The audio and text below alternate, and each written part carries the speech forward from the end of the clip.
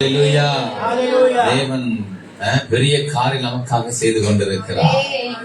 கர்த்தர் நல்லவர், அவர் கிருபை என்றும் உள்ளது. இயேசு யார் என்கிற இந்த பெரிய தொடரை நாம் என்ன செய்யறோம், பார்த்து கொண்டிருக்கிறோம். இயேசு யார், திருத்துவத்தின் 2ஆம் நபர், தேவ குமாரன். இனி வரப்போகிறார். வந்தவரும் அவர் தான், இருந்தவர் அவர் தான், வரப்போகிறவரும் அவர் தான். அவ்வளவு மகிமை சுதந்திரிக்கிற சபைக்கு தலையாய் இருக்கிறவர் நம்முடைய கர்த்தராகிய இயேசு கிறிஸ்து. ஆமென் சொல்லுங்களேன். அவரால் செய்யக்கூடாத காரியம் என்று ஒன்றுமே இல்லை. எல்லாம் அவருக்காகவே இருக்கிறது. அவ்வளவு அன்பு நிறைந்தவர். நமக்காக சிலுவையிலே நம்முடைய பாவங்களை பரிகரித்த உன்னதமான தேவன் அவர். ஆமென் சொல்லுங்களேன். கரங்களை மேல உயர்த்தி கர்த்தர் நல்லவர் சொல்லுவோம். ஹல்லேலூயா. மத்தேயு 1:1 இப்படி சொல்லுதா, இயேசு யாருன்னு சொல்லி எழுத போன அவங்களுக்கு அவங்க சொன்ன காரியம் இதுதான்.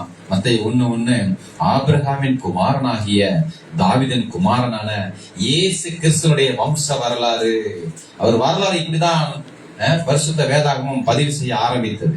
ஆமென். அது வரைக்கும் இருந்த அந்த கடைசி புஸ்தகம் மல்கியா புஸ்தகம் முடிஞ்சு கிட்டத்தட்ட சொல்றாங்க 200 ஆண்டுகள் தேவன் யார்கிட்டும் பேசவே இல்லை, 400 ஆண்டுகள் கூட இருக்கும் பேசவே இல்லைன்னு சொல்லி ஒரு கணக்கு சொல்றாங்க. ஆமென் சொல்லுங்களேன்.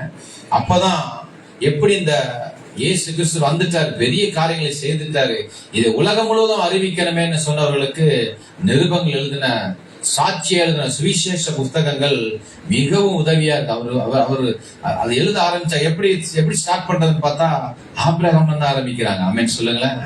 அல்லேலூயா. கடந்த வாரத்துல சொன்னேன், கிட்டத்தட்ட 9வது பார்ட், இது 9வது பார்ட். கிட்டத்தட்ட 2 மாசம் முடிஞ்சிருச்சு. கர்த்தர் நல்லவர். பாருங்க, போன வாரம் சொல்றேன், குமாரனை விசுவாசிக்கிறவனே தேவனை விசுவாசிக்க முடியும். குமாரனை அறியாதவன் தேவனை அறிய முடியாது. குமாரனை பார்க்க முடியாதவன், அவரை காணக்கூடாதவன் பிதாவையும் காண முடியாதுன்னு சொன்னேன். ஆமென் சொல்லுங்களேன். நீங்க ஆபிரகாம் கூடவே, ஆபிரகாம் ஃபேமிலியை கொடுத்து நான் உங்கள்கிட்ட சொன்னேன். ஆபிரகாமா இருந்தாலும் சரி, ஆபிரகாம் உடனே பயணம் செய்த லோத்து, ஆபிரகாம் உடனே கூட இருந்த ஆகார், ஆபிரகாம் இடத்துல பிள்ளைகளை பெற்ற ஆகார், ஆபிரகாமோடு கூடவே இருந்த இப்படி கேத்துரால் பின்பதாக 6 பிள்ளைகளை பெற்றுக் கொண்டிருந்தார். எல்லாரும் பாத்தீங்கன்னா கர்த்தரை குமாரனை அறியாதவர்கள் கடைசியில் என்ன இல்ல, இதாவே அறியாம தூதர்கள் வந்து சந்திக்கிறாங்க இல்லையா? ஃபேமிலி யார் சந்திக்கிறா? தூதர்கள் வந்து சந்திக்கிறாங்க. சில பேர்லாம் ஆகார சந்திக்கிறாங்க, எல்லாரும் சந்திக்கிறாங்க. ஆனாலும் பாருங்க, இருதயம் என்ன, குமாரனை அறியவில்லை என்றால் தேவாதி தேவனை அறிய முடியாது என்பதை உங்களுக்கு காண்பித்தேன். அவங்க மாத்திரம் இல்ல, பின்பதாக வந்த மோசேயோட ஃபேமிலி, மோசே உடன் பிறந்தவர்கள், ஆரோன் பாருங்க, தேவ ஆராதனை ஆசரித்தவன், பின்பதாக விக்கிரக ஆராதனை ஆசரித்த உடனே அதை யாரெல்லாம் பங்கு பெற்றார்களோ அவரெல்லாம் அழிவுக்கு நேரான பாதைக்கு அழைத்து செல்லப்பட்டார்கள். அல்லேலூயா. ஆமென் சொல்லுங்க. இஸ்ரவேல் ஜனங்கள் குமாரனை ஆராதிக்க மனதில்லாதவர்கள் கானானை போய் சேரவில்லை. தாவீதை சொன்ன 2 பட்டயம் மேல வந்து இதெல்லாம் தெரிந்ததுதான். தாவீது கூடவே இருந்தாங்க, அவங்க கூடவே இருந்தாங்க, பிள்ளைகளை கூட பெற்றுக்கொண்டாங்க. தாவீது மனைவியா இருந்தாங்க, பிள்ளைகள் எத்தனையோ பிள்ளைகள் இருந்தாங்க. ஆனாலும் பாருங்க, சாலமோன் இல்லையா, அறிந்தும் எப்படி எடுத்தாரு பாத்தீங்களா ஆண்டவர். அல்லேலூயா சொல்லுங்களேன். சாலமோன் இருந்தோம் என்ன ஆயிடுச்சு, அறியாதவனாய் கடைசி நாட்களில தேவனுக்கு பயந்து ஆலயம் கட்டி தேவனை தொழுது கொண்டாலும் கூட கடைசி நேரம் வருகிற பொழுது குமாரனை மறுதளிக்கிறவர்கள் பிதாவையும் மறுதளிக்கிறவர்களா இருக்கிறாங்க. அவரை ஆராதிக்காம போய் மோளேகுக்கும் அந்த மற்ற அந்நிய தேவர்களுக்கு தூபம் காட்ட முனைந்த பொழுது என்ன ஆயிடுச்சுங்க, மொத்தமா தேவ மகிமை இழந்தவனாக கடைசி நாட்களில போர்களை சந்தித்தவனாக மாறி போனான். ஆமென் சொல்லுங்க. கர்த்தர் நல்லவர். ஆகவே குமாரனை விசுவாசிக்கிறவனே தேவனை விசுவாசிக்க முடியும் என்று சொல்லி நல்ல கண்டென்ட்களை கர்த்தர் நமக்கு கொடுக்கிறார். ஆமென் சொல்லுங்க. கரங்களை மேல உயர்த்தி ஹல்லேலூயா, ஹல்லேலூயா, ஹல்லேலூயா. கர்த்தர் நல்லவர். நம்ம டாப் ஆர்டர்ல தான் நிக்கிறோம். டாப் ஆர்டர்னா என்னன்னு சொன்ன உங்கள்கிட்ட, தேவனுக்காக ஓடின முன்னணியில நின்றவர்கள், ஆபிரகாம் போல, மோசே போல, ஒவ்வொரு செட்ல பிதாக்கள் காலத்துல ஆபிரகாம் போல ஒருத்தர் இருக்க முடியாது. ரட்சகர்கள் காலத்துல மோசே தான் டாப்ல இருந்தான். அது போல ராஜாக்கள் காலத்துல தாவீது இருந்தான்னு சொன்னேன். ஆமென் சொல்லுங்களேன். தீர்க்கதரிசிகள்ல ஏசாயா இருந்தார். ஆமென் சொல்லுங்களேன். கர்த்தர் நல்லவர். ஹல்லேலூயா. இன்றைக்கு ஒரு காரியத்தை நம்ம பார்க்க போகிறோம். என்ன பார்க்க போறோம்னாக்க, விசுவாச சந்ததியிலே அல்லது நியாயப்பிரமாண சந்ததியிலே உண்டான அந்த காரியத்தை நம்ம இன்னைக்கு பார்க்க போகிறோம். 2 விஷயம் தான் பார்க்க போகிறோம். கர்த்தர் உங்களோடு கூட இருப்பாராக. ஆதியாகமம் 3 பாருங்களேன். ஆதியாகமம் 3 எடுங்களேன். அதுல இயேசுவை மறுதலித்த முதல் மனிதன், இயேசுவை மறுதலித்ததுனால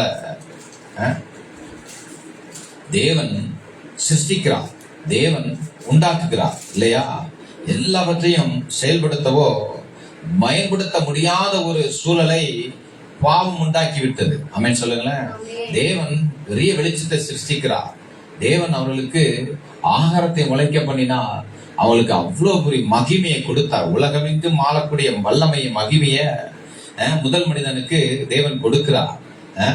பாருங்க, 1ல இருந்து மனுஷன் என்ன ஆயிட்டான், 2வது அஜெண்டாக்கு மாற. முதல் அதிகாரத்துல சர்வ பூமி பெருமையா இருந்த பூமி, ஒழுங்கின்மையா இருந்த பூமி, இருள் இருந்த பூமியை தேவன் ஒரு மகிமையின் பூமியாக மாற்றி தேவனுடைய ஒரு அவர் உண்டாக்கி வைத்ததா நிறைந்ததாக மாறின பூமி 1வது அதிகாரத்துல பார்க்க முடியும்.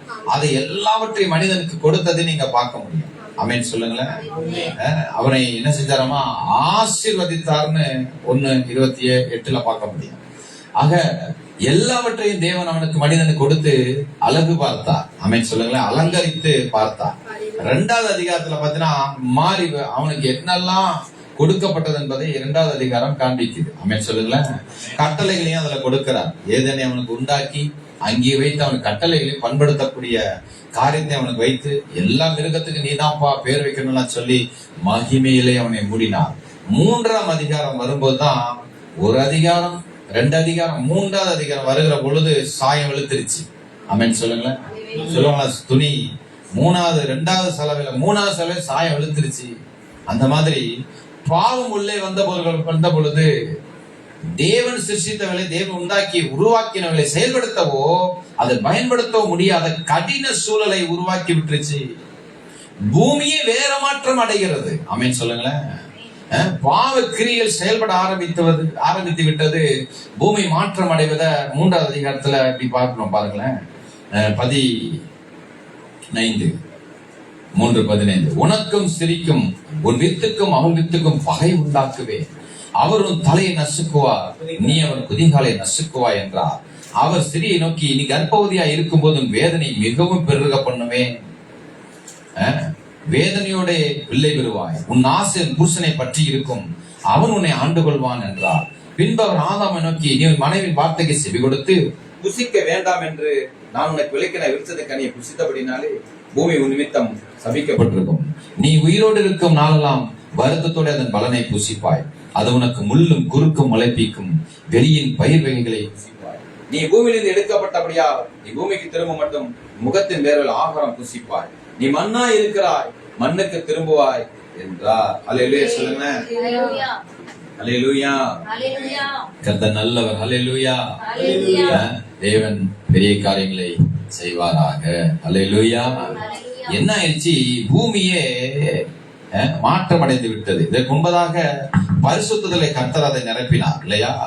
பரிசுத்தத்துல, மகிமையில, அபிஷேகத்துல எல்லாம் நிரப்பி பூமியவே என்ன பண்ணிட்டாரு, மாற்றமடைந்த பூமியாக மாற்றினார். கையளிக்கப்பட்டது. அவனோ பாவ கிரியை, விசுவாசின் தந்திரம், அவன் வார்த்தை சொல்லும்படியாக பூமியாக மாறிடுச்சு. அல்லேலூயா. விசுவாசின் வார்த்தைக்கு செவி கொடுக்கிற ஒரு பூமியாக, விசுவாசின் வார்த்தைக்கு செவி கொடுக்கிற மனிதனாக அவன் மாறிவிட்டான். அதனால என்ன ஆயிடுச்சு, பூமியும் மாறிடுச்சு, இடமா அது மாறிடுச்சு. இனி இதுல தேவன் அப்படி கிரியை செய்யவே முடியாது. ஆமென் சொல்லுங்களேன். எப்படி ஒழுங்கின்மை எல்லாம் மாற்றி வெளிச்சத்தை எல்லாத்தையும் கொடுத்தாரு, எல்லாத்தையும் பண்ணாரு, எல்லாத்தையும் கையளிச்சிட்டாரு, எல்லாத்தையும் எந்தாப்பான்னு சொல்லி என்ன பண்ணிட்டாரு, ஒப்பந்தம் ரெடி ஆயிடுச்சு. அங்க என்ன ஆயிடுச்சு, ஃபைல் மூவ் ஆயிடுச்சு. இவன் யார்கிட்ட இருந்து, ஆண்டர்கிட்ட இருந்து இன்னொருத்தருக்கு என்ன ஆயிட்டு டிரான்ஸ்பர் ஆயிடுச்சு. ஆமென் சொல்லுங்க. இவன் தான் என்ன செய்யணும், அதை காக்க வேண்டும், எல்லாவற்றையும் அவன் தான் செய்யணுங்கிற பொறுப்பு கொடுக்கப்பட்டுருச்சு. அவன் பொறுப்பை சரியா செய்யல. அவன் என்ன செஞ்சான்? பாவ கிரியை செய்ததுனால தேவன் இனி இந்த பூமியிலே எதையும் செய்ய முடியாத ஒரு காரியமா மாறிடுச்சு. அப்படி அவர் செய்யணும் என்றால் ஆமென் சொல்லுங்களேன், மனிதன் மூலமாகத்தான் செய்ய முடியும். இப்படி மாறிடுச்சு. ஹல்லேலூயா. அவர் சர்வ வல்லவர் தான், அவர் சர்வத்தையும் படைத்தவர் தான், அவர் தான் சிருஷ்டிகர். ஆனாலும் அவர் சொன்னதை மீற முடியாது. ஆமென் சொல்லுங்களேன். அவரே இந்த மனிதனை கையளிக்கப்பட்ட ஒரு காரியத்தை அவர் என்ன செஞ்ச முடியாது? ரூல்ஸ பிரேக் பண்ண முடியாது. மனிதன் மூலமாகத்தான் ரட்சிப்பு, மனிதன் மூலமாகத்தான் என்ன செய்ய முடியும்? காரியங்களை பூமியில செய்ய முடியும். ஆமென் சொல்லுங்களேன். அல்லேலூயா. ஆக மனிதன் இந்த பூமியில தேவ திட்டங்களையோ வார்த்தையோ நிறைவேற்ற வேண்டுமானால் மகா பிரயத்தனம் செய்ய வேண்டும். அது அவ்வளவு எளிதுமல்ல. ஏன்னா பூமி எப்படி மாறிடுச்சு? பொண்ணு விளைஞ்ச பூமி பெண்ணா வந்துருச்சு, மண்ணா மாறிடுச்சு, கல்லா மாறிடுச்சு, குத்துது, முள்ளும் குறுக்குமா இருக்குது. நடந்தா என்ன செய்யுது? அங்கே என்ன வேணாலும் வரும். ஆமென் சொல்லுங்களேன். பயம் இருக்கும் அந்த இடத்துல. இருளை பார்த்தா பயம், மிருகங்களை பார்த்தா பயம், காற்றடிச்சா பயம், மின்னல் அடிச்சா பயம், இல்லையா தண்ணிய பார்த்தா பயம், சத்தத்தை கேட்டா உடனே பயம். இப்படி பயம் நிறைந்தவனாக மனிதன் மாறிவிட்டான். அல்லேலூயா சொல்லுங்க. கவனிக்கிறீங்களா? அவன் இப்ப பூமியில தேவனுடைய திட்டத்தை அவன் நிறைவேற்ற வேண்டுமானா, பூமியில தேவனுடையதான அந்த அவருடைய தரிசனத்தை நிறைவேற்ற வேண்டுமானால் என்ன செய்யணும்? தேவ வார்த்தை நிறைவேற்ற வேண்டுமானால் அவன் அதற்காக பரிசுத்தமாய் மாற வேண்டும். ட்ராக் அப்படி போயிடுச்சு. ஓகே, பூமியில நீ தேவனுடைய காரியங்கள், பரிசுத்தமான காரியங்கள், மகிமையான காரியங்கள், வல்லமையான காரியங்கள், அற்புதமான காரியம் நடக்கணும்னா பூமி விட்ட கையளிக்கப்பட்டுச்சு. பிசாசு என்ன செய்யறானோ அதெல்லாம் செய்யற அளவுக்கு பாவக்கிரியை செய்யறவனாக, சாபத்தின் அடையாளமாக இப்படி அவன் மாறிட்டான். இப்படி மாறினவன்கிட்ட போய் என்ன செய்ய முடியாது? தேவன் போய் பரிசுத்தத்தை கொடுக்க முடியாது. ஆமாவா இல்லையா? இப்ப அவன் வேண்டணும். ஆமென் சொல்லுங்களேன். அவன் தேவனை நோக்கி பார்த்தோடைய தரிசனம் நான் எனக்கு தாருங்க, நான் நிறைவேற்றுறேன்னு அவன் சொல்லணும். அவன் பரிசுத்தமாய் வாழ்வதற்கு அவன் தேவனை சார்ந்து கொள்ள வேண்டும். ஆமென் சொல்லுங்களேன். அப்படி இல்லாமல் தேவனுடைய வார்த்தையை, தேவனுடைய திட்டங்களை, தேவனுடைய சித்தத்தை பூமியிலே மனிதன் நிறைவேற்ற முடியாது. அப்படி அவன் முயற்சி செய்தானே ஆனால், இல்ல நாம் போவேனாக்கும், தேவன் எனக்கு திட்டம் தர வேண்டியதில்லை, அவருடைய நல்ல திட்டம் தான் செயல்படுத்துறேன்னு போய் செயல்படுத்தினாலும் அது என்ன மாறிடும்? ஃபெயிலியரா மாறிடும், இம்பாசிபிளா அது மாறிடுச்சு. தேவ திட்டங்கள் தான், ஆனா அவனால் செயல்படுத்த முடியாது. என்ன ஆகணும்? அதுக்கு பாவத்தில் இருந்து கொண்டு பரிசுத்தமான அந்த திட்டங்களை நிறைவேற்ற முடியாது. சாபத்தில் இருந்து கொண்டு நீதியுள்ள காரியம் நீங்க நிறைவேற்ற முடியாது. அக்கிரமம் செய்து கொண்டு என்ன செய்ய முடியாது? நல்லவன் போல அங்க போய் நிக்க முடியாது. ஆமென் சொல்லுங்களேன். தேவ சமூகம் அப்படி மாறி ஸ்டேட்டஸ் எப்படி ஆயிடுச்சு? மனிதனுடைய ஸ்டேட்டஸ் மாறிடுச்சு. பரிசுத்தமா இருந்தா அவன்கிட்ட என்ன செஞ்சாரு? பூமி முழுசும் ஆளுப்பா, நீ பூமி முழுதும் பழுகி பெருகி நிரப்பி எல்லாவற்றையும் நீ ஆண்டு கொடுக்கிற வல்லமை அவனுக்கு இருந்தது. இப்ப பரிசுத்தம் போயிடுச்சு. கர்த்தரை சார்ந்து வாழ வேண்டிய அவன் வாழாமல் இவனை சார்ந்து வாழலாங்கிற ஒரு டிராஜடி எடுத்துட்டான். இப்ப இதை கேட்கறதா அதை கேட்கறதாங்கிற மாதிரி ஆயிடுச்சு. ஆமென் சொல்லுங்களேன். நல்ல காரியங்களை செய்ய வேண்டும், நல்ல சிந்தனை இருக்க வேண்டும், இல்லையா? அல்லேலூயா. இப்ப இம்பாசிபிளா மனிதனுடைய அந்த ரூட் மாறிடுச்சு. எது என்ன நல்ல காரியம் செய்ய முடியல. ஏன்?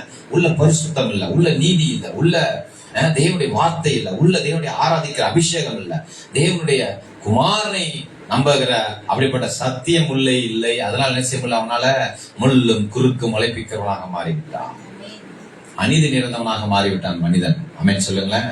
அவன் தோற்றமே மாறிடுச்சு. அவனால என்ன செய்ய முடியல? அவனால ஜொலிக்க முடியல. பயந்துதான் வாழ வேண்டி இருக்குது, பாவம் செஞ்சுதான் வாழ வேண்டி இருக்குது, கெட்ட பேச்செல்லாம் பேச வேண்டி இருக்குது, ஆத்திரம் வருது, கோபம் வருது, கொலை செய்யலாமா நினைக்கிறான். இப்படியாக மனித பூமி என்ன ஆயிடுச்சு? வேறு ரூபமாய் மாறிடுச்சு. முதல் அதிகாரத்துல இருந்த பூமியா அது இல்ல. மூன்றாவது அதிகாரம் வந்த போது எப்படி மாறிடுச்சு பூமி? அங்க போனா பயம், இங்க போனா இவன் எதிரி, இவன் சத்துரு. மனிதனை சத்துருவாக முடிவு செய்கிறான். மனிதனை என்ன செய்யறான்? தாழ்மைப்படுத்துறான். மனிதனை என்ன செய்யறான்? சாப்பிடுறான்னு சொல்றாங்கல்ல, அந்த மனநிலைமைக்கு மாறிவிட்டார்கள். அப்பவே இப்ப வெடின்னு யோசிச்சு பாருங்க. பொல்லாத உலகமாக மாறிவிட்டது. மனிதன் எண்ணங்களை செயல்படுத்துகிறான், கெட்ட எண்ணங்களை, வன்முறைகளை, தீய நோக்கங்களுக்காக செயல்படுகிறான், தனக்கு பேர் வர வேண்டும் என்று செயல்படுத்துகிறான். ஆக பூமி எப்படி மாறிடுச்சு? பொல்லாததாய் மாறிடுச்சு. தேவ திட்டங்களை நீங்க நிறைவேற்றணும்னா கர்த்தரை சார்ந்து கொள்ளணும். அது ரொம்ப கடினமான சூழ்நிலை. ஏன் விடமாட்டாங்க? ஆமென் சொல்லுங்களேன். நன்மை செய்ய நீங்க எழும்புனீங்கன்னா நீங்க ஒண்ணுல ஜெபம் பண்ணுன்னு சொல்லுங்களேன். அப்படிதான் நடந்துச்சு இல்லையா? காயின் ஆபேல் எழும்புனான். நல்ல தேவனை சார்ந்து கொள்ளணும், தேவனுக்காக திட்டங்கள் நிறைவேற்ற நான் வந்திருக்கிறேன், கர்த்தருடைய காரங்களை நான் உறுதிப்படுத்த போறேன்னு சொல்லி பலியிட்டான். அதை தாங்க முடியாத காயின் என்ன பண்ணிட்டான்? தம்பியா இருந்தாலும் போட்டு தள்ளிட்டான். இல்ல இவன் நிறைவேற்ற நான் விட மாட்டேன், எனக்கு தான் பேர் வரும், நான் தான் மூத்தவன் சொல்லி என்ன பண்ணிட்டான்? அவனை காலி பண்றான். நோவாகிட்ட ஆண்டவர் பேசுறார், தேவ திட்டங்களை கொடுக்கிறார், கிருபை தருகிறேன், தேவ திட்டங்களை செய்ய அவனை பணிக்கிறார். அவன் பரிசுத்தமாய் வாழ்கிறான், அவன் பூமி எங்கும் சாந்தமுள்ளவனா இருக்கிறான், கரெக்டா அவன் வாழ்றதுக்கு போறான், பெரிய வேலையை செய்யறான். தினந்தோறும் அவனை அவமானப்படுத்துது இந்த உலகம். நீங்க யோசிச்சிருக்கீங்களா? ஒண்ணுல உங்க வீட்டுக்கு முன்னாடி பெரிய வேலையை செய்யுங்களேன், வந்து நிப்பாங்க, என்னப்பா சக்கரமே இல்லாம இது எப்படி ஓடும்? சக்கரமே இல்ல, தண்ணியில் எங்க ஓடும் இது? புரியுதா நான் சொல்றது உங்களுக்கு? எப்படி இப்படி தள்ளுவ, இவ்வளவு பெருசு செய்யப்பா, எதுக்கு செய்யற? எதோ சொல்லி தினந்தோறும் வருஷ கணக்கு அவமானப்படுத்துறாங்க அவனை. நோவாவை ஒரு வேலையை கட்டுறான், கர்த்தருடைய திட்டத்தை நிறைவேற்றுகிறான், கர்த்தருடைய சித்தத்தை நிறைவேற்றுகிறான், கர்த்தர் சொன்னபடி தன்னை பாதுகாத்துக் கொள்வதற்காக அவ்வளவு பெரிய வேலையை செய்யறான். வேலையை குறித்து என்ன செய்யறாங்க? என்ன பண்ணாங்க? துர்க்கரமா பேசுறாங்க. இன்னைக்கு கிறிஸ்துவ வீடுகளை பார்த்து அப்படித்தானே பேசுறாங்க. என்ன நீங்க எல்லாம் பரலோகம் போவீங்கன்னா நாங்களாம் எங்க போவோமாக்கும்? நாங்களாம் இந்த சாமிக்கு நாங்க எங்களுக்கு தனியா ஒண்ணு வச்சிருப்பேன், எங்களுக்கு சொர்க்கம் இருக்கு தெரியுமா? ஆமென் சொல்லுங்களேன். ஆமாங்க, இருக்குங்க, பஸ் ஸ்டாண்ட் பக்கத்துல இருக்குங்க. அல்லேலூயா, அல்லேலூயா. ஏசி போட்டிருக்கு, சொர்க்கம் ஏசி. அல்லேலூயா. கர்த்தர் நல்லவர். ஆமென் சொல்லுங்களேன். என்ன நினைக்கிறாங்க? அவமானப்படுத்துறாங்க. கிறிஸ்துவ வாழ்க்கை எப்படி மாறிடுச்சு? இப்ப உலகத்துல எப்படி இருக்குது? அவமானம் மாறிடுச்சு. ஏதாவது பேசணும்னாக்க உடனே கடிந்து கொள்றாங்க. போனதுக்கு அப்புறம் பேர் வைக்கிறாங்க. போனதுக்கு அப்புறம் என்ன செய்யறாங்க? அவங்களுக்கு கதை கட்டி விடுறாங்க. இவங்க மட்டும் பரிசுத்தமாக்கும் அப்படின்னு சொல்லி என்ன செய்யறாங்க? என்னென்னலாம் அவங்கள கீழ்படுத்த முடியுமோ, எப்படி எல்லாம் அவங்கள அருவருக்க முடியுமோ, அருவருக்கத்தக்க காரியங்கள் இவங்க மேல பேசுறாங்க. நோவா ஒரு பெரிய வேலையை கட்டுறான். என்னென்ன பேசிருப்பான் யோசிச்சு பாருங்க. என்ன நோவா, நீங்க என்ன ஆணி அடிக்கலையா? சத்தத்தை காணோம். என்ன நோவா, என்ன கட்டி முடிச்சியா இல்லையா? ஏதோ பேசியிருப்பாங்க இல்லையா? அல்லேலூயா. என்னென்னமோ போட்டு அவனை பரிகாசம் பண்ணி தேவ திட்டம் நிறைவேற்ற முடியாம என்னென்னமோ சொல்லி பார்த்தாங்க. ஆனா அவனும் தேவனுடைய திட்டம் நிறைவேற்றுவதற்கு அவரையே சார்ந்து கொண்டதுனால அல்லேலூயா அந்த திட்டத்தை நிறைவேற்றுகிறான். ஆமென் சொல்லுங்க. அப்படிப்பட்ட ஒரு கடினமான சூழ்நிலையில தான், கடினமான வாழ்வியல் சூழ்நிலை சுத்தி பாக்குறாங்க. கடினமான சூழ்நிலை. ஆபிரகாமை தேவன் அழைக்கிறான். அழைக்கும் போது அவன் சூழ்நிலை பார்த்தீங்கன்னா உலகத்தோடு அவன் இறந்து, அவனுடைய சூழ்நிலை பார்த்தீங்கன்னா பிள்ளை கிடையாது. அவன் பார்த்தீங்கன்னா வயதானவனா இருக்கிறான். அவன் பார்த்தீங்கன்னா ஒரு இடத்துல இருக்கான். எதற்காக அவனை பிரயாணம் பண்ண அழைக்கிறார் என்பதை ஆண்டு சொல்றாரு பாருங்களேன். 12வது அதிகாரத்துல முதல் 3 வசனங்கள் வாழ்க்கையை மாற்றின வசனம் இது. ஆமென் சொல்லுங்களேன். இது உங்களுக்காக நீங்க எடுத்துக்கொள்ளணும். ஆமென் சொல்லுங்களேன். தேவனுக்காக ஒரு பிரயாணம் பண்ண போறேன், ஒரு மாபெரும் பிரயாணமா அது மாறப்போகுது. எத்தனையோ அவமானங்கள் வரப்போகுது, எத்தனையோ காரணம் மட்டும் பிடுங்கப்பட போகுது, எத்தனையோ இடத்துல நாம் என்ன செய்ய போறோம்? சந்திக்க போறோம். பெரிய எப்படி என்ன சொல்றேன்னா, கடினமான வாழ்வியல் சூழல்ல தேவன் அவனை சந்திக்கிறார். தரிசனமாகி தேவ திட்டங்களால பேசுகிறார். அதன்படி வாழணும்னா உலகம் இதுவரை பயணித்திராத வழியிலே அவன் பயணிக்க வேண்டும். உலகம் முழுசு ஒரு கட்டத்தை போயிட்டு இருக்குது. ஏன்னா உலகம் முழுசு வேற ஒரு ஜெர்னி போயிட்டு இருக்கு. அவங்க பிரயாணம் வேற. ஆனா இவன் பிரயாணம் அப்படியே நேருதுரா போகணும். ஆமென் சொல்லுங்களேன். அல்லேலூயா. வாழ்வியல் தத்துவமே வேறையாயிடுச்சு. எதை செய்தாலும் தேவனுக்கு என்று செய்யணும். எது செய்யணும்னாலும் தேவனை கேட்டு செய்யணும். கர்த்தருடைய திட்டங்களை, கர்த்தருடைய சித்தங்களை நிறைவேற்ற வேண்டும். இதுதான் அவனுடைய பயணமா இருந்தது. வாசிக்கிறேன் பாருங்களேன். கர்த்தர் ஆபிரகாமை நோக்கி, நீ உன் தேசத்தையும் உன் இனத்தையும் உன் தகப்பனுடைய வீட்டை விட்டு புறப்பட்டு நான் உனக்கு காண்பிக்கும் தேசத்துக்கு போ. இதுல என்ன இல்ல, சப்போர்ட்டர்ஸ் பூரா முதல்ல எடுத்துட்டாரு.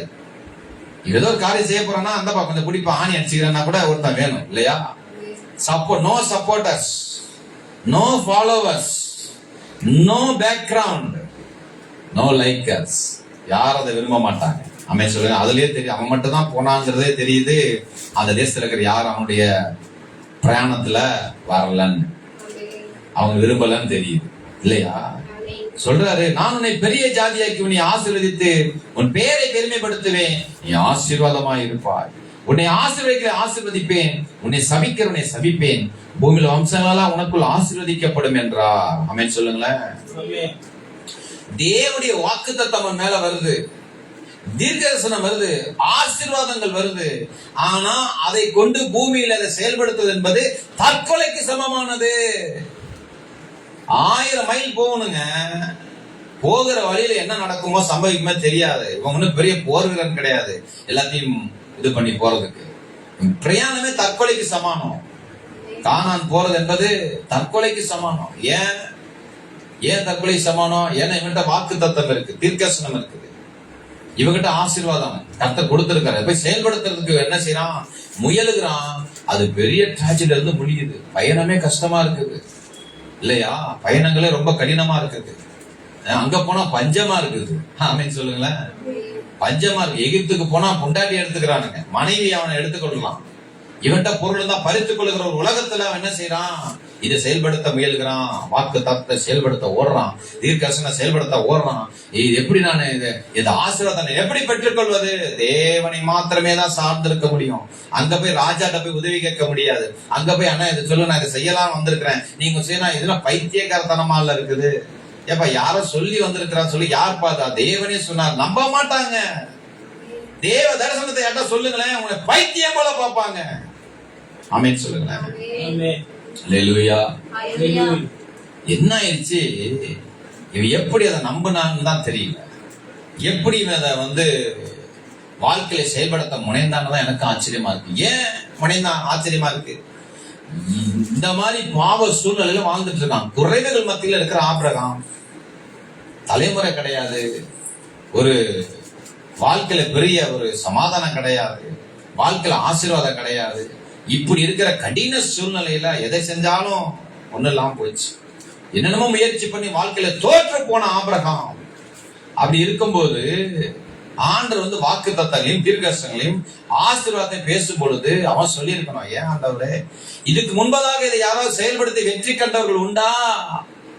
நீர் கொடுத்த ஆசீர்வாதத்தை வாங்கி, நீர் கொடுத்த வாக்கு தத்தங்களை பெற்று, நீர் கொடுத்த தீர்க்கதரிசனங்களை பெற்று வாழ்ந்து சாதிச்சவங்களை காமிங்க, அப்ப நான் நம்புறேன். அம்மாவா இல்லையா?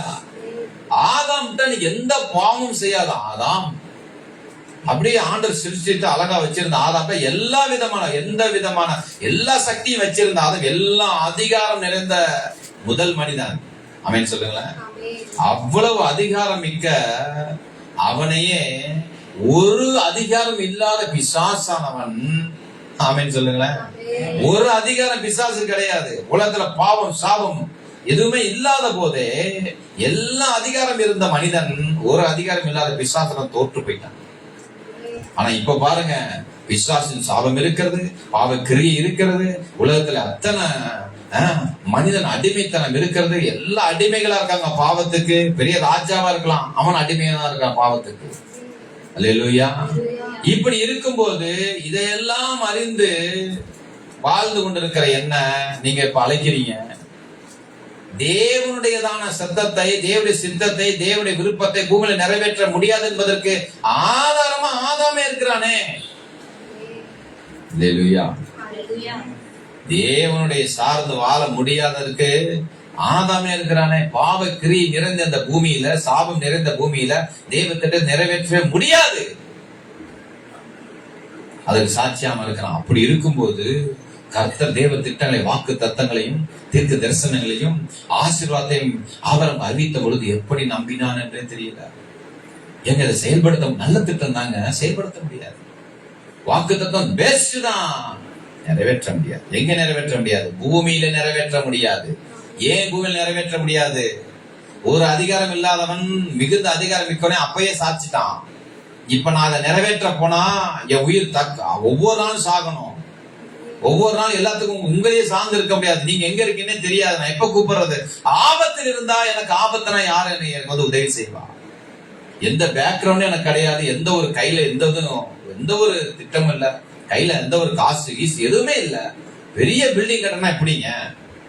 புரியுதா உங்களுக்கு? ஒரு கல்லுமே இல்லாத போது நீ பெரிய பிளான் மட்டும் வச்சிருந்து என்ன பண்றது? அந்த மாதிரிதான் சொல்றாரு ஆண்டவர். எப்படி நம்புகிறான் இந்த ஆபிரகாம்?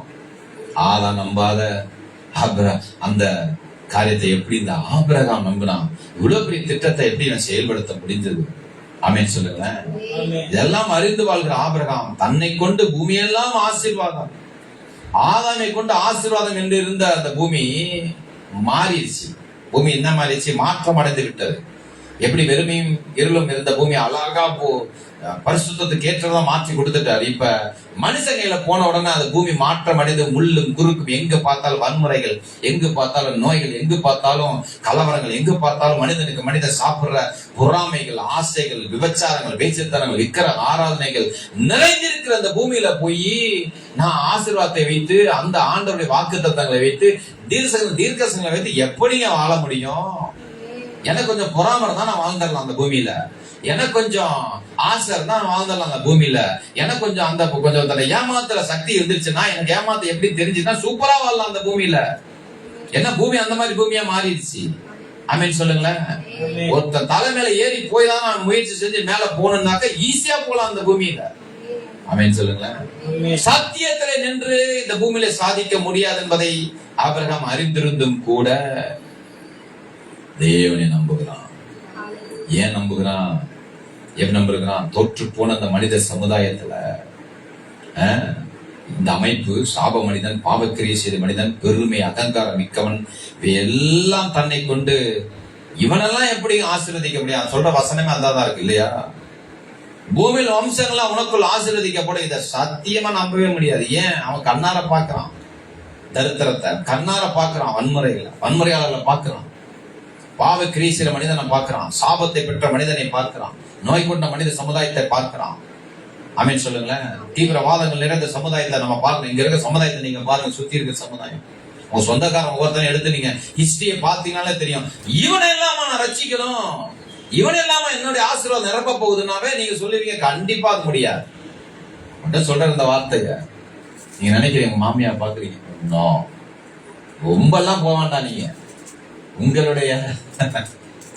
உங்களுடைய மாமியாரை பார்த்தாலே, இல்ல உங்களுடைய மாமனாரை பார்த்தாலே, அல்ல உங்களுடைய அண்ணனை பார்த்தாலே, இல்ல உங்களுடைய கணவரை பார்த்தாலே தெரிஞ்சிடும், மனைவியை பார்த்தாலே தெரிஞ்சிடும், பிள்ளையை பார்த்தாலே தெரிஞ்சிடும், என்னை கொண்டு கண்டிப்பா ஆசீர்வாதம் பூமி எங்கும் நடக்கவே சாத்தியம் இல்லை என்று. ஏன் அவன் அப்படி இருக்கான்?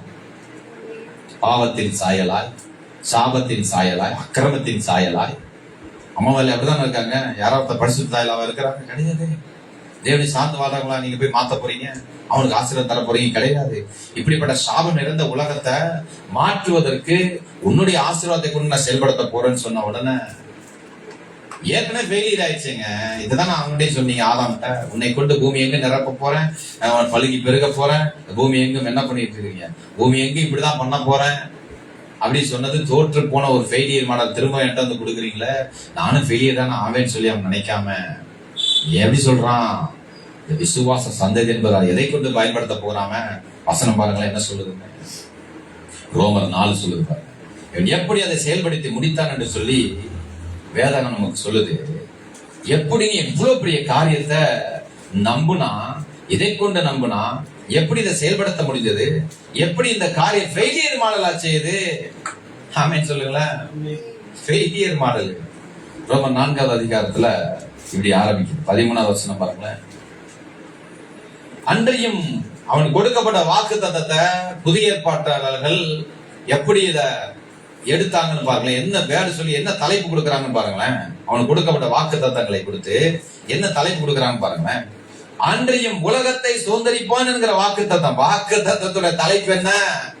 உலகத்தையே என்ன செஞ்சிருவான்? சுதந்தரிப்பான் தான் தலைப்பு. எப்படி இருக்கு பாருங்க அழகா. உலகத்தை சுதந்தரிப்பான் என்கிற வாக்கு தத்தம் ஆபிரகாமுக்காக சந்ததிக்காது நியாயப்பிரமாணத்தினால் கிடையாமல் விசுவாசத்தினால் வருகிற நீதினால் கிடைத்தது. நியாயப்பிரமாணத்தை சார்ந்தவர்கள் சுதந்திர வழிகளானால் விசுவாசம் வீணாய்ப்போம், வாக்கு தத்தம் அவமாகும். அல்லேலூயா சொல்லுங்களேன். என்ன சொல்றாங்க? 2 வித குரூப் இருக்குது. இப்ப என்ன குரூப்னா, இவன் இருக்கும் போது 2 குரூப் வந்துருச்சு. என்ன குரூப்னா, முதல் சந்ததி ஆபிரகாம், ஈசாக்கு, யாக்கோபு, யோசேப்பு. மோசே வரும்போதுதான் கற்பனைகள் வந்தது. அப்ப அது வரைக்கும் 10 கட்டளைகள் கிடையாது. அப்ப அவங்க வாழ்ந்தது எதுல வாழ்ந்தாங்க? நீங்க எதுல வாழ்ந்தாங்க நீங்க நினைக்கிறீங்க? நியாயப்பிரமாணத்தை வைத்தா வாழ்ந்தாங்க? கிடையாது. எதை வைத்து வாழ்ந்தார்கள்? விசுவாச சந்ததியாக அவங்க இருந்தாங்க.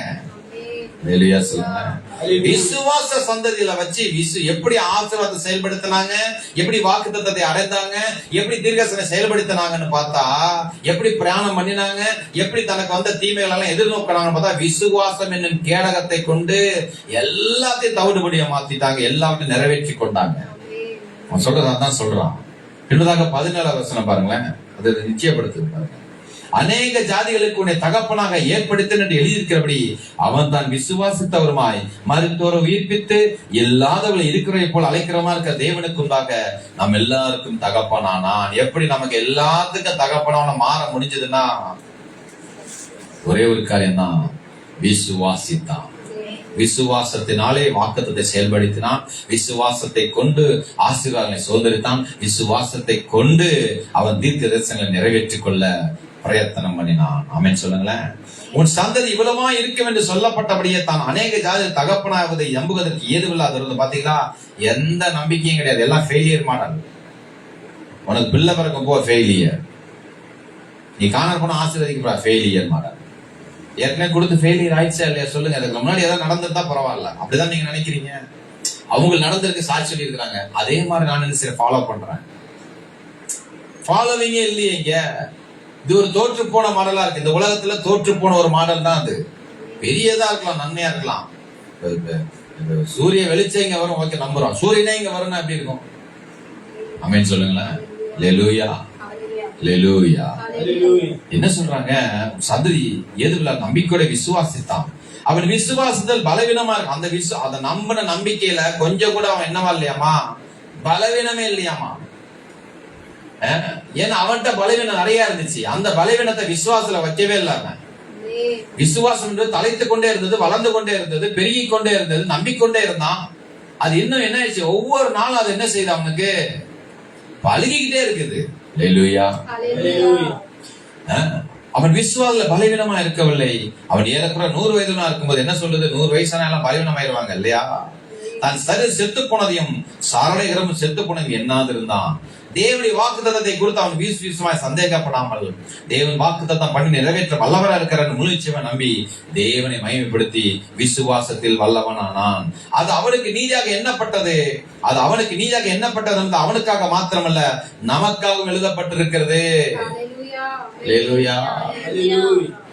உலகத்தை சுதந்தரிப்பான் என்கிற வாக்குத்தத்தம், தீர்க்கதரிசன வார்த்தை, ஆசீர்வாதம் நிறைந்த அந்த வார்த்தை நிறைவேற அவன் விசுவாசத்தை கொண்டு அடைந்தான் என்று வேதம் காண்பிக்கிறது.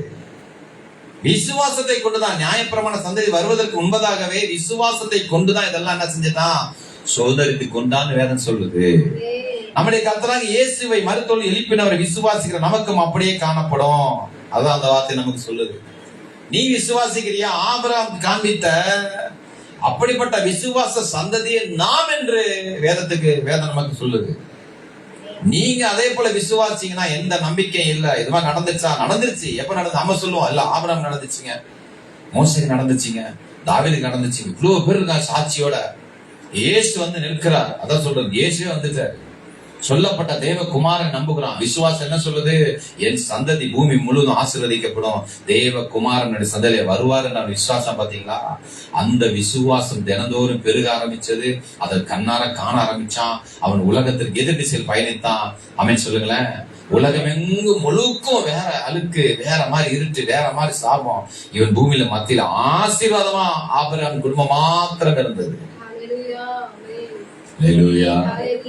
அப்படிப்பட்ட காலத்திலேயே எல்லாவற்றையும் நிறைவேற்ற வைத்தவர் நமக்கோ குமாரனே வந்துட்டாரு. நம்முடைய கர்த்தராகிய இயேசுவை மருத்துவ எழுப்பின விசுவாசம் நமக்கும் அப்படியே எண்ணப்படும். அவர் நம்முடைய பாவங்களுக்காக ஒப்பு கொடுக்கப்பட்டும் நாம் நீதிமானாக்கப்படும்படி எழுப்பப்பட்டு இருக்கிறார். ஆமென் சொல்லுங்களேன். நீங்க சொல்ல, நான் பாவத்துல தானே பிறந்திருக்கிறேன், தாய் என்னை பாவத்தில் கர்ப்பம் தரிச்சிட்டா, நான் என் பாவக்கிரியை செய்திருக்கிறேன், விக்கிரத்தை ஆராதனை பண்ணிருக்கிறேன், விபச்சாரம் பண்ணிருக்கிறேன், வேசித்தனம் பண்ணிருக்கிறேன், பொறாமை அடைஞ்சிருக்கேன், ஆசை கொண்டிருக்கிறேன், பண்ணாத அயோக்கியத்தனம் இல்லையே, நான் எப்படி அந்த வாக்குத்தத்தத்தை, நான் எப்படி அந்த தீர்க்கதரிசனத்தை, நான் எப்படி அந்த ஆசீர்வாதத்தை பெற்றுக்கொள்ள முடியும்? இல்ல, ஆண்டவர் இயேசு கிறிஸ்துவால நீ என்ன செஞ்சிட்ட? அவர் உனக்கு என்ன பண்ணிட்டாரு? உன் திட்டத்தை நிறைவேற்றுவதற்கான அந்த சீட்டு கதவை திறந்துட்டாரு. அவரை நம்பினா அந்த கதை ஓப்பனா இருக்கும். அல்லேலூயா அல்லேலூயா. இயேசுவை நம்புகிற குமாரனை நம்புகிற பிதாவை நம்புகிறபடினால, குமாரனை ஆராதிக்கிற பிதாவை ஆராதிக்கிறபடினால நீ தேவ சித்தம் செய்ய இந்த பூமியில முடியும். நிறைய பேர் அப்படிதான் அவுட் ஆயிடுறாங்க. அவர் கொடுக்கிற தரிசனம் பெருசுப்பா, அதெல்லாம் நம்மளால செய்ய முடியாது. நம்ம ஏதோ இந்த அம்மா அப்பாவுக்கு பிறந்துட்டோம், ஏதோ கொஞ்சம் காசு வச்சிருக்கிறோம், ஏதோ கொஞ்சம் பலன் இருக்குது, கொஞ்சம் ஒண்ணுமே இல்ல சக்தி, நான் எப்படி போய் அதெல்லாம் செய்ய முடியும்? நீ செய்ய வேண்டாம்.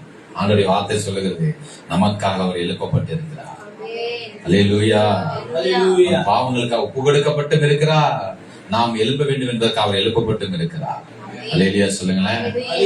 நல்லவர் ஆமென் சொல்லுங்களேன். இப்படிப்பட்ட ஒரு சந்ததியில நமக்கு விசுவாச சந்ததியா நம்ம கர்த்தர் என்ன பண்ணியிருக்கிறார்? அங்கீகரித்து இருக்கிறார். அல்லேலூயா. இன்னொரு டாப் பர்சன் அவங்களுக்கு காண்கிறேன் பாருங்களேன். ஆபிரகாமுக்கு அருளப்பட்ட அந்த வாக்குத்தத்தம் மோசே நாட்கள்ல எப்படி நம்ப முடிஞ்சது? வாசிக்கலாம் பாருங்களேன். யாத்திரா 1ஆவது அதிகாரம் எடுங்களேன். அடப்பாவம் இப்படி ஆகி போச்சு, அப்படி ஆயிடுச்சு. என்னது?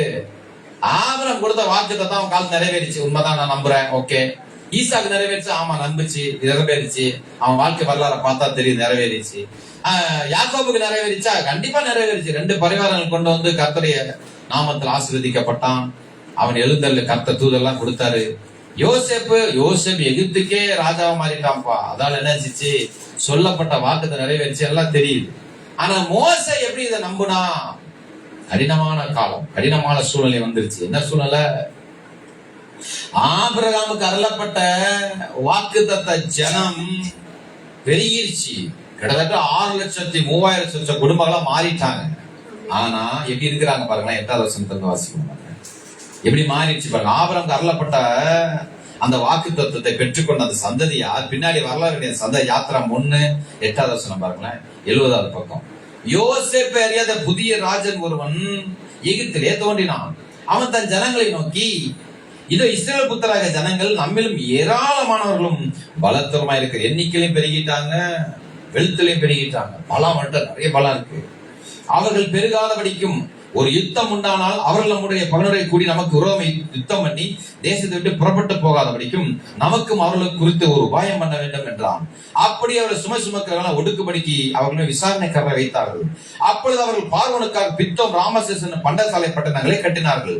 ஆனாலும் அவளை எவ்வளவு ஒடுக்கினார்கள் அவ்வளவு அவர்கள் பழுகி பெருகினார்கள். ஆகையால் அவர் இஸ்ரவேல் புத்தரை குறித்து எரிச்சல் அடைந்தார்கள். எகிப்தில் இஸ்ரவேல் புத்தரை கொடுமையாய் விலை வாங்கினார்கள். சாந்தம் செங்கலும் ஆகியவர்களை செய்யும் வேலையிலும் வயலில் செய்யும் சகலத வேலையிலும் அவர்களுக்கு அவள் ஜீவனையும் கசப்பாக்கினார்கள். அவளை கொண்டு செய்த மற்ற எல்லா வேலைகளிலும் அவளை கொடுமையை நடத்தினார்கள். 22வது வசனம் சொல்லுது, அப்பொழுது பார்வன் பிறக்கும் ஆண் பிள்ளைகள் எல்லாம் நதியிலே போட்டுவிடவும் பெண் பிள்ளை எல்லாம் உயிருடைய வைக்கும் தன் ஜனங்கள் எல்லாருக்கும் கட்டளையிட்டான். என்ன ஸ்டேட்டஸ் இது? என்ன சொல்லுது பைபிள் நமக்கு? ஆபிரகாமுக்கு கர்த்தர் பேசினார், சந்ததியை என்ன செய்யறான், ஆசீர்வாதமா இருப்பேன். அது போல அவன் என்ன பண்ணான், ஈசாக்கை பெற்றான். ஈசாக்கு யாக்கோ பண்டு கோத்திரப்பதாக்களை பெற்றார்கள். பண்டு கோத்திரப்பதாக ஈர்த்துக்கு போயிருக்கும்போது பள்ளிக்கு பெரிய ஏராளமான பலத்தெல்லாம் மாறிட்டாங்க. ஆனா இவர்கள் வெள்ளோட்டிகளாக, அடிமைகளாக, நாதியற்றவர்களாக மாறி போயிட்டாங்க. சீசன் என்ன மாறிடுச்சு? நல்லா இருந்திருக்கணும் இல்லையா? ஆபிரகாம் சந்ததிதான் சூப்பரா உலகத்தை ஆண்டு வேற மாதிரி இருந்திருக்கணும். ஆனா அப்படி இருக்க முடியல. ஏன் இருக்க முடியல? அடிமையா மாறிட்டாங்க, வெள்ளோட்டிலாம் மாறிட்டாங்க, நாதியிலாம் மாறிட்டாங்க. அவர்கள் கொடுமையான வேலை செய்வதற்கு தன் ஜீவனை கசப்பாகி அலறுகிறவர்களாக, தினந்தோறும் முருவிருக்கிறவர்களாக, முறையிடுகிறவர்களாக, பெருமூச்சு விடுகளாக மாறி போன ஒரு பெருங்கூட்டத்தை பார்க்கிறோம். மோசே பார்க்கிறான், ஃபெயிலியர் மாடலுங்க. வாக்கு தத்துவம் சொல்லுங்க, அப்படிதான் நடந்திருக்கோம். எப்ப கொடுக்கப்பட்ட வாக்கு தத்துவம் ஆசீர்வாதம், கொடுக்கப்பட்ட வாக்கு தத்துவம் உலகத்திலே சூப்பர், நம்பர் 1. அது தீர்க்கதரிசனா சூப்பர். நிறைவேறி இருந்தா அந்த கூட்டம் எப்படி இருந்திருக்கணும், வேற மாதிரி இருந்திருக்கணும். என்னுடைய இந்த காலத்திலேயே இவங்க என்னவா மாறிட்டாங்க? அடிமையா இருக்கிறாங்க, வெள்ளோட்டியா இருக்கிறாங்க, எதிர்த்து நிக்க திராணி இல்ல, ஆராதிக்காரங்களா மாறிட்டாங்க. அப்படி என்னதான் அந்த நடந்தது? ஜனத்துக்கு பெரிய போர் நடத்தி இந்த ஜனங்களை எல்லாம் அடிமைப்படுத்திட்டாங்களா? கிடையாது, ஒரு போர் இல்லையாங்க. இப்ப நீங்க ஜெயில கிடக்குறீங்க, உங்களை போட்டு அடிக்கிறாங்க, உங்களை பெரிய வேலை வாங்குறாங்கன்னா ஒண்ணு உங்களுக்கு பெரிய காசு கொடுத்துருக்கணும். இல்லைன்னா அவன் பெருசா என்ன செஞ்சிருக்கணும், உன்னை அடிச்சு உடைச்சி உன் கை காலெல்லாம் அடிச்சு உடச்சிடணும், பயமுறுத்தி உங்களை வந்து அந்த வேலை செய்ய வச்சிருக்கணும். போர் நடந்திருக்கணும், இல்லைன்னா பெரிய கொள்ளை நோய் வந்து நீங்க ஒரு மாதிரி அவங்களுக்கு அடிமைப்பட்டு இருக்கணும். புரியுதா? நான் உங்களுக்கு சொல்ல எதுவுமே நடக்கலைங்க. பெரிய இயற்கை சீற்றம் ஏதாவது பெருசா வந்து ஐயா எங்களை காப்பாத்துங்க, நீங்க தான் எங்களை காப்பாத்துன்னு பார்வன்ட்ட வந்து அடிமையா மாறிட்டாங்களா? கிடையாது. ஏதோ ஒரு நடந்த நீங்க இப்ப நீங்க சொல்றீங்களா இல்லையா, உங்களுக்கு இத்தனை கடன் வந்துருச்சு, எப்படி கடன் வாங்கினீங்க? ஃபர்ஸ்ட் ஒரு 1000 ரூபாய் ஆரம்பிச்சு, 2000 ரூபாய் ஆச்சு, 2000 4000 ஆச்சு, 4000 8000 ஆச்சு, திடீர்னு 10,000 தேவைப்படுது, திடீர்னு 20,000, இப்படியே பார்த்து திடீர்னு பார்த்தா இவ்வளவு காசு வந்துருச்சு. என்ன பண்ணிட்டேன், கடைக்காரனா மாறிட்டேன். உங்களுக்கு எப்படி அந்த நோய் வந்துச்சு? ஃபர்ஸ்ட் இது சாப்பிட்டேன், அப்புறம் இது சாப்பிட்டேன், திடீர்னு பார்த்தா இப்படி ஆயிடுச்சு. இப்படியே கொஞ்சம் கொஞ்சமா பெருகி நோய் இவ்வளவு பெருசா மாறிடுச்சு. ஏதோ ஒரு ஆரம்பம் இருக்கணும், ஏதோ முடிவு நீங்க சொல்றதுக்கு ஈஸியா இருக்கும். அம்மாவா இல்லையா? ஏன் இப்படி இருக்கீங்க அப்படின்னு கேட்டா என்ன சொல்றாங்க, பெரிய போர் நடந்துச்சாங்க. இல்லைங்க, நீ இவ்வளவு அடிமையா இருக்கீங்க இஸ்ரேல் ஜனமே, வெள்ளவட்டியா தெரியுறியே, உனக்கு கேட்கறதுக்கு நாதியே இல்லையா, அனாதியா சுத்துறியே, ஏன் இப்படி மாறணும்னு கேட்டா அவன் சொல்றான், ராஜாவை கை காமிக்கிறான். என்ன சொல்றாங்க, ராஜா கட்டளை எடுக்கிறான். அல்லேலூயா. இந்த ஜனம் எப்படி தோல்வி அடைந்தது? ஒரு ராஜாவை சேவிக்க எப்படி ஆரம்பிச்சாங்க? அதிகார திட்டம், ராஜாவின் கட்டளை, ராஜாவுடைய கற்பனையின்படியே இவர்கள் அடிமையாக்கி இருக்கிறது. ஒரே ஒரு ராஜா எழும்பி இவன் அடிமையாக்க நினைச்சா அடிமையாக்கிட்டான், கட்டளையை போட்டா அவனே அடிமையாயிட்டான். சொல்ல புரியுதா இல்லையாங்க? ஒரு பெண் நல்ல சுதந்திரமா இருப்பா, ஒரு பெண் நல்லா எல்லாத்தையும் அச்சீவ் பண்ணலான்ட்டு எல்லா சர்டிபிகேட்லாம் நிறைய இருக்கும், நல்ல புத்தி கித்தி இருக்கும். விளங்காத ஒருத்தன் கல்யாணம் பண்ணி வைப்பாங்க. சொல்லுங்களேன், படிக்காதவன் நல்லவன் சொல்லி என்ன பண்ண இப்படியே பண்ணி அதை ஆசையை தூண்டி நீ அப்படி இருப்பியாக்கும் இப்படி இருப்பியாக்கும். என் வீட்டுக்கு வந்தா நீ ஒரு வேலை செய்ய வேண்டியது இல்லம்மா, யாரு அம்மாளு, ஒரு வேலை இல்லம்மா உனக்கு, நீ ராணி மாதிரி இருக்கலாம்னு கூப்பிட்டு போவாங்க. அல்லேலூயா. ராணினா அவங்க நேரில் போட்டோவெல்லாம் பார்த்துருக்க மாட்டாங்கன்னு நினைக்கிறேன், விக்டோரியா எல்லாம் பார்த்துருக்க மாட்டாங்க. அங்க கொண்டு போய் ஆயா வேலையை விட கீழே இருக்கும். அது காலையில எந்திரிக்கிறது எத்தனை மணின்னு தெரியாது, இருட்டுல எந்திரிக்கும், இரவு எத்தனை மணிக்கு படுக்குதுன்னு தெரியாது, அப்படிப்பட்ட போட்டு சக்கையா உறுதி அப்படி இருக்கும். இப்படிதான் ராணி இருந்துச்சா நான் யோசிப்பான். அல்லேலூயா. புரியுதா உங்களுக்கு? ஆமென் சொல்லுங்களேன். இப்படி சுதந்திரத்தை இப்படி இருக்கும்போது இவர்கள் இப்படியாக கஷ்டப்படும் போது நம்பிக்கை கொடுத்து கொண்டு வந்தான், அப்படி வச்சிருப்பேன் அப்படி வச்சிருப்பேன்ட்டு. ஆனா என்ன ஆயிடுச்சு, அடிமைகளாக்கி சுதந்திரம் இல்லாதவர்களாக நாதியற்றவர்களாக மாறி போனாங்க. ஆமென் சொல்லுங்களேன். இப்ப இந்த ப்ராஜெக்ட மோசே கிட்ட கர்த்தர் கொண்டு வர்றார். 2வது அதிகாரத்துல அன்னைக்கு 3:6 இல்லையா, அதுல சொல்றாரு, பின்னும் அவர் ஆபிரகாமின் தேவனும் ஈசாக்கின் தேவனும் யாக்கோபின் தேவனுமாய் பிதாக்குடைய தேவனாய் இருக்கிறேன் என்றார். மோசே தேவனை நோக்கி பார்க்க பயந்ததினால் தன் முகத்தை முடிக்கணும். மோசே போய் பேசுறாரு, நான் ஆபிரகாமின் தேவன், அதான் தெரியுமே, இந்த ஜனங்கள் படுற கஷ்டத்தெல்லாம் பார்த்திருக்கான். அல்லேலூயா. ஜனத்துக்கா நானும் கஷ்டப்படுறேன்னு உள்ள போய் கடைசியில் என்னோட ஃபீஸே பிடிங்கிட்டானுங்க. ஆமென் சொல்லுங்களேன். இவனுடைய அரண்மனை வாழ்க்கை போச்சு, இவன் வாழ்ந்த ராஜரிக வாழ்க்கை போச்சு, எல்லாம் பிடிங்கிடுச்சு, ஃபெயிலியர் ஆயிட்டான் அவன். ஆமென் சொல்லுங்களேன். தேவனுடைய திட்டத்தை இந்த இஸ்ரேல் ஜனங்கள் மேல செயல்படுத்த முயற்சி செய்து தோற்று போனவன் தான் இந்த மோசே. நான் சொல்றது புரியுதா இல்லையாங்க? ஏற்கனவே ட்ரை பண்ணிட்டேன் ஆண்டவர், அதான் சொல்லியிருக்கேன். அவன் ஆண்டவர் வந்து பேசுறாரு, நீங்க என்ன சொல்லணும்? ஆண்டவர் வந்து பேசுறாரு. நானும் என்னைய கேட்கிறாரு, பெரிய ஜாதிகள் எனக்கு காமிச்சாரு, உனக்கு இப்படிப்பட்ட வரங்களை தரும், வல்லமையை தரும், எப்படிலாம் பண்ணுவேன். நிறைய வந்து நடந்துச்சா நடக்கலாம் ஒண்ணு சொல்ல, நான் எங்கேயோ போனேன், இல்ல நடந்துச்சு. இப்ப கொஞ்சம் பேர் வச்சுட்டு உட்கார்ந்து இருக்கும் போது சில பேர் கேட்கறாங்க, நோவா பேலையை கட்டின மாதிரிதான், என்னப்பா இவ்வளவுதான் நான் உனக்கு ஆளுங்க, பெருசா கத்தி பேசிட்டே இருக்கியாப்பா, ஆனால் இவங்கதான் இருக்கிறாங்க, பெரும் கூட்டம் இல்ல, பெரிய சபை இல்ல, பெரிய ஆதரவுகள் இல்ல, ஆனா எதுல ஓடுற நீ, எப்படி ஓட முடியுது? ஃபெயிலியர் மாடல் தானே இது உனக்கு. என்னுடைய வாழ்க்கைக்கு சொல்ற ஃபெயிலியர் தானே. இவன்கிட்ட கேட்பாங்களா இல்லையா, என்ன சொல்றீங்க? நான் ஏற்கனவே போயிருக்கேன், நீங்க அதெல்லாம் சொல்ல வேண்டிய அவசியமே இல்லை. நானும் எழுப்பி அவங்களை என்ன செய்யறேன், மாத்தி இல்லாம தான் எழும்பினேன், ஆனா மாத்த முடியல, என்ன மாத்திட்டாங்க.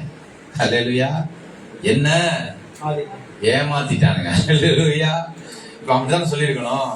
கீழே சொல்றாரு பாருங்களேன், அப்பொழுது கர்த்தர் எகிப்தில் இருக்கிற என் ஜனத்தின் உபத்திரத்தை நான் பார்க்கவே பார்த்து ஆளோடு இருந்து அவர்களிடையே கூக்குரலை கேட்டேன். அவர்கள் படுகிற வேதனைகளை மறந்திருக்கிறேன். அவர்களை எகிப்தின் கைக்கு விடுதலையாக்கும் அவர்கள் தேசத்திலிருந்து நீக்கி கானானியர், ஏத்தியர், எமோரியர், எபிரிசியர், ஏவியர், எபூசியர் இருக்கிற இடமாகிய பாலும் தேனும் ஒரு நல விசாரண தேசத்துல கொண்டு போய் சேர்க்கம் இறங்கினேன். அப்பயே ஓடி இருக்கணும். எப்ப ஓடி இருக்கணும்? ஆபிரகாம்னு ஆரம்பிச்ச உடனே ஓடி இருக்கணும். அதெல்லாம் நான் பார்த்துட்டேன், திட்டம்லாம் அதெல்லாம் ஃபெயிலியர் மாடல், எதுக்கு நீங்க ஏன்டா வந்து பேசுறீங்கன்னு சொல்லியிருக்கணும். ரெண்டாவது இன்னொன்னு சொல்றாரு, 7 இவனாவது ஒரு ஜாதி, எகிப்திங்கிற ஒரு ஜாதி, 7 ஜாதி அங்க இருக்கிறான் பாத்தீங்களா, எல்லாம் ஃபன்னா இருக்கிறான். அவன் யார் வந்தாலும் சும்மா வச்சு விளையாடுவான். அவன் யார் வந்தாலும் தூக்கி போட்டு என்ன பண்ணிடுவான், பந்தாடிடுவான். 7 ஜாதி, ஒரு ஜாதி 2 ஜாதி இல்ல, 7 ஜாதி இருக்கிற இடத்துக்கு அவனை கொண்டு போறன்னு சொன்னவன புறவிதி கிட்டு ஓடுகிறவனா மோசே இருந்திருக்கணும். ஏன்ட சொல்லிதான் நான் தூரமா போயிருப்பேன், 100 கிலோமீட்டர் ஓடிட்டு இருந்திருப்பேன். கத்ததான் என்ன தேடி கண்டுபிடிக்கணும், அந்த மாதிரி ஓடி இருப்பேன். ஏங்க சின்ன வேலைங்க, சின்ன ஒரு எகிப்துல செய்ய முடியாத ஒரு அதிகாரத்தை பிரயோகப்படுத்த முடியாத ஒரு இதுல பெரிய போரோ பெரிய இயற்கை சூழ்நிலையோ பெரிய மாற்றமோ நடக்காத போதே அடிமையாகி போன ஜனங்கள். ஒரு பெரிய ஸ்டெப்பும் கிடையாது, சும்மா 3 முடிச்சு போட்டவன எப்படி அடிமையாச்சோ அது மாதிரி இவன் என்ன பண்ற, ஒரே ஒரு கட்டளை தான். ராஜா கட்டளை போட்டா இருப்பான், அடங்கிடுவோம்ப்பா. அடங்கிட்டானுங்க. 4 வருஷம் அடங்கி இருக்கானுங்க. ஒருத்தன் கூட முதுகெலும்பு இல்லாதவனுங்க. அப்படிப்பட்ட ஒரு ஜனத்தை ஆண்டவர் பேசுறாரு மோசே கிட்ட. ஏங்க மோசே ஃபெயிலியர் மாடல். ஆபிரகாம்கிட்ட சொன்னீங்க பாருங்க, 4ஆம் தலைமுறையே என்ன ஆயிடுச்சு, நட்டுக்கிட்டு போயிடுச்சிங்க. இனிமே இது வேலைக்கு ஆகாதுங்க. அம்மாவா இல்லையா? ஒருத்தர் 2 பேர் இல்ல, ஒரு ஆளை தூக்கிறதுக்குன்னா பரவாயில்ல, ஒரு குடும்பத்தை தூக்குறதுன்னா பரவாயில்ல. 6,30,000 சொச்ச பேர் குடும்பம் இருக்குது. கிட்டத்தட்ட 30 லட்சம் பேர் எப்படிங்க மாத்துறது? இதெல்லாம் சாத்தியமே இல்ல. அல்லேலூயா. ஒரு ஃபேமிலி ஒரு ஆளை நீங்க கொண்டு வர்றதுக்கு எவ்வளவு கஷ்டப்படுறீங்க நீங்க சொல்லுங்க. சர்ச்சுக்கு வா, பிரியாணி வாங்கி தரேன், சபைக்கு வந்தீங்கன்னா அவனுக்கு ஏதாவது வாங்கி தரேன், விட்டு தர்றேன், கொஞ்ச நேரம் அமைதியா உட்காரான், அவனுக்கு சாக்லேட் வாங்கி தரேன், வர்றானா கிடையாது. 30 இதெல்லாம் சாத்தியமே இல்லாதத கர்த்தர் பேசுறாரு. அது மாத்திரம் இல்ல, இந்த இதுவே சாத்தியம் இல்ல, இவனை தூக்குறத மாத்துறத. அங்க போனா 7 ஜாதி இருக்குது, அவன்கிட்ட கொண்டு போய் முடிய சாத்தியம் இல்லாத ஒன்றை மோசேட்ட கர்த்தர் பேசின உடனே எப்படி அவன் நம்புனாங்கிறதா சாத்தியம். சத்தியம் எல்லாத்தையும் சாத்தியமாக்கி விடுகிறது. அல்லேலூயா. இப்போ இஸ்ரவேல் புத்திரன் கூக்குரல் சந்ததியில் வந்து எட்டினது. நல்லா இருக்கிற ஆளெல்லாம் இவர் ரெடி பண்ணி கொண்டு வரேன்னு சொல்ல. கூக்குரல் எடுக்கிறவன், முறுமுறுக்கிறவன், கேரக்டர் பாருங்க எப்படி இருக்குன்னு, முறையிடுகிறவன், சாட்சி இல்லாதவன். நீங்க போய் ஒருத்தர் ஆர்டர் கேட்ட வந்துட்டு போய் நீங்க வாங்க, தயவு செஞ்சு வாங்க, நீங்க இப்படிலாம் இருக்க பின்மாற்றத்துல போகாதீங்க, வாங்கன்னா என்ன செய்தார் ஆண்டவர் உனக்கு தெரியுமா, ரட்சிக்கப்பட்ட எத்தனை நாள் தெரியுமா, என்ன செஞ்சாருன்னு ஒண்ணு சொல்லு, எனக்கு நான் சொல்றேன். கேக்குறாங்களா இல்லையா சொல்லுங்க. எனக்கு என்ன பண்ணிட்டா, நான் அவருக்கு நான் உண்மையா இல்லையா, நான் அவருக்கு சத்தியமா இல்லையா, நான் அவருக்கு ஆண்டு நம்மளே வராம போயிட்டேன்னா, நாங்களாம் பிறந்ததுல கிறிஸ்தவனுங்க, என்னங்க பேசிட்டு இருக்கீங்க, எனக்கு என்ன செஞ்சாரு இந்த ஆண்டவர், அப்படிதானே கேட்டிருக்கணும். அப்படிதான் சொல்லுவான். ஒவ்வொருத்தனும் ஒவ்வொன்னு சொல்லுவான். முறையிடுறவன், அங்க இருக்கிறவங்க எல்லாம் இருக்கான், பெருமூச்சு விடுறவன் மொத்த டீமா இருக்கானுங்க. மோசே கூட வச்சு செய்வாங்க ஒவ்வொருத்தரும் ஒவ்வொரு வீட்டுல. அல்லேலூயா சொல்லுங்களேன். என்ன பண்றாங்க? மோசே நம்புறான். நீ இஸ்ரவேல் புத்திரராகிய என் ஜனத்தை எகிப்தில் அழைத்து வரும்படி உன்னை பார்வோனிடத்துக்கு அனுப்புவேன் வா என்றான். இவங்களாவது பரவாயில்ல, பார்வோன் என்ன கஷ்டம். ஆமீன் சொல்லுங்களேன். உங்களை அனுப்புறேன்னு வச்சுங்களேன், எப்படி இருக்கு மோச இடத்துல நீங்க இப்ப இருக்கீங்க. எத்தனை பேர் மோசேட்ட இருக்கீங்க? அல்லேலூயா. கரங்களை மேல வைத்து ஆமீன் சொல்லுங்களேன். அல்லேலூயா. அப்பொழுது மோசே தேவனை நோக்கி, பார்வோனிடத்திற்கு போகவும் கடினமான காரியங்க. இவங்களாவது இஸ்ரவேல் ஜனம் சொல்றீங்க, ஓகே, அவன்கிட்ட போய் சொன்னா நம்புவான். பார்வோன் கர்த்தருடைய ஜனத்தை எல்லாம் அடிமையாக வச்சிருந்தவன்.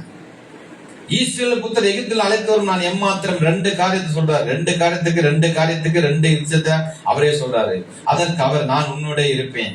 நீ ஜனத்தை எகிப்தில் அழைத்து வந்த பின் நீங்கள் இந்த மலையில் தேவனுக்கு ஆராதனை செய்வீர்கள். நான் உன்னை அனுப்பினேன் என்பதற்கு இதுவே அடையாளம் என்றார். ஒரு அடையாளத்தை தர்றாரு பாருங்க. அதுலதான் மோசே ஓகே பண்றான்.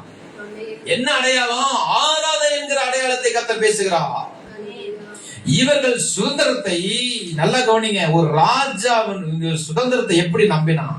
தன்னிடத்துல ஒரு அதிகாரம் அவன்கிட்ட கிடையாது. இவனே ஒரு ஆடுகளை ஓட்டிக்கிட்டு இருக்கிறவன். 30 லட்சம் பேரை கூட்டிட்டு வேணா எப்படி கூட்டிட முடியும்? நான் சொன்ன ஆடே வரமாட்டேங்குது, எப்படி ஏன் வருவான் அவன்? ஆண்டு சொல்றாரு, தேவன் தன் திட்டத்தை அவன்கிட்ட பேசுறாரு, அதிகாரத்தை பேசுகிறார், அழைப்பை பேசுகிறார், ஆராதனையை பேசுகிறார். அல்லேலூயா. சீனாய் மலையிலேயே கற்பனைகள், கட்டளைகள், நியாய பிரமாணங்களை தந்து அந்த சந்ததியை அவங்களை ப்ரொமோட் பண்ண போறேன்ப்பா செய்து நடத்துவதை மோசே அறிகிறான். முதல் ஆராதனை எகிப்துல நடக்க போகுது. யார வச்சு? தேவகுமாரனுடைய ரத்தத்தினாலே பஸ்காங்கிற ஆட்டுக்குட்டின் ஆராதனை வரப்போகுது. 2வது ஆராதனை சீனாய் மலையில சொன்ன உடனே இவன் ஆவி உயிர்த்து விட்டது. தேவகுமாரனை காண்பிச்ச உடனே இவன் என்ன பண்ணிட்டான்? நான் போறேன் பான்ட்டான். ஹல்லேலூயா. சொல்ல புரியுதா இல்லையா உங்களுக்கு? எகிப்துல ஒரு ஆராதனை. என்ன ஆராதனை? ஆட்டுக்குட்டின் ரத்தத்தை அடிச்சு நிலைக்கால் வாசல்ல பூசி இங்க போகணும், எகிப்து விட்டு கடந்து போகணும். சீனாய் மலையிலே கொடுமுடியிலே கர்த்தர் வந்து நிற்பா. சீனாய் மலையிலே அக்னி எரிந்து கொண்டிருக்க இடி முழக்க சத்தங்கள் உண்டு. அங்க பெருமைக்கால துணிக்கும். அங்க வந்து நீங்க ஆராய் செய்வீங்க.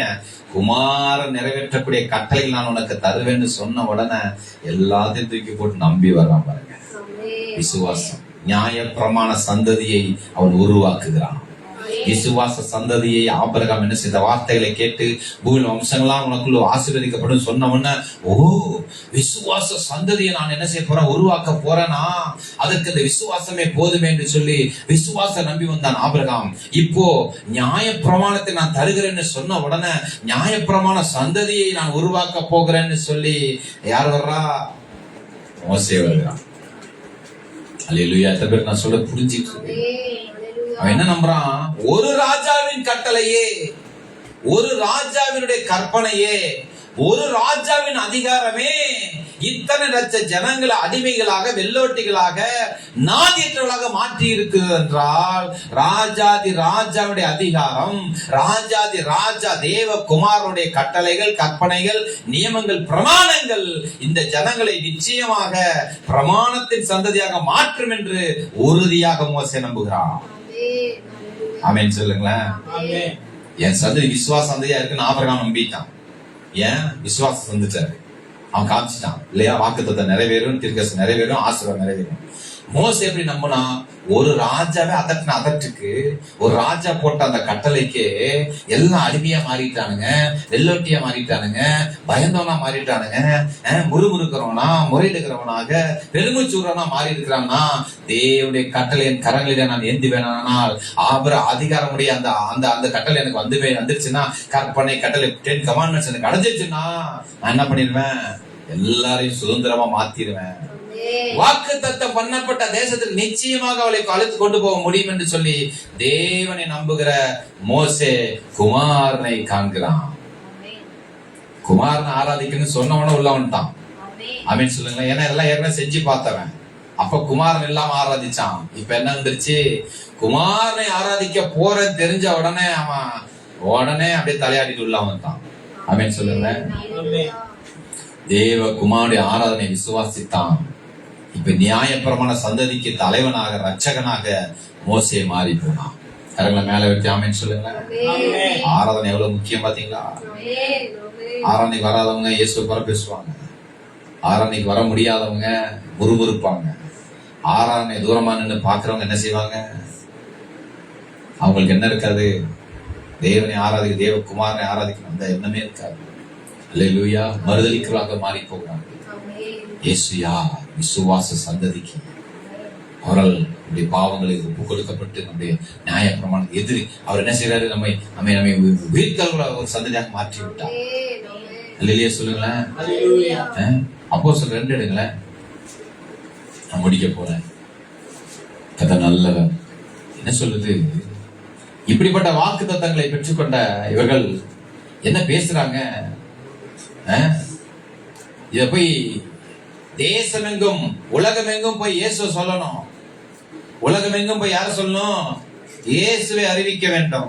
ஒரு பெரிய ஒரு டிராஜடியான அதே உலகம் தான் அப்படியே இருக்குது. அதை விட கேடுகட்ட உலகம். என்ன உலகம் அது?